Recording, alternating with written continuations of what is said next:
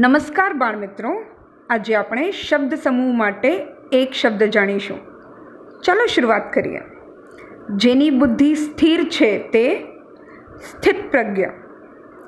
પગે ચાલવાનો કાચો રસ્તો એટલે પગદંડી. કરેલા ઉપકારને જાણનાર કૃતજ્ઞ.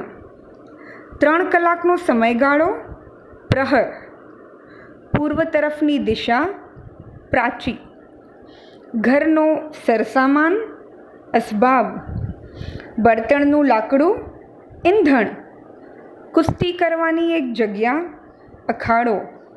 પાણીનો ધોધ જલધોધ. ઝાડની છાલનું વસ્ત્ર વલ્કલ. પથ્થર પર કોતરેલો લેખ શિલાલેખ. યાદગીરી રૂપે રચાયેલી ઇમારત સ્મારક. કરિયાણું વેચનાર વેપારી એટલે મોદી. નાશ ન પામે એવું અવિનાશી. સારો આજ્ઞાંકિત પુત્ર સપૂત. ચિંતા વગરનું નિશ્ચિંત.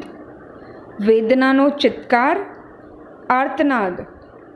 બાળકો તરફનું વહાલ વાત્સલ્ય. પૃથ્વીની ઉપરની સપાટી ધરાતલ.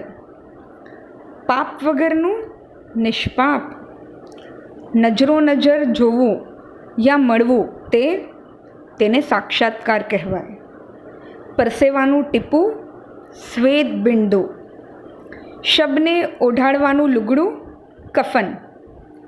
નવું દર્શન પામનાર પુરુષ ઋષિ. અનાદર કરવો તે ઉલ્લંઘન. જેના સ્પર્શથી લોખંડ સ્વર્ણ બને તે પારસમણી. જ્યાં આકાશ પૃથ્વી મળતા દેખાય તે ક્ષિતિજ. જીવન ચલાવવા માટેની કમાણી કે એ માટેનું સાધન આજીવિકા.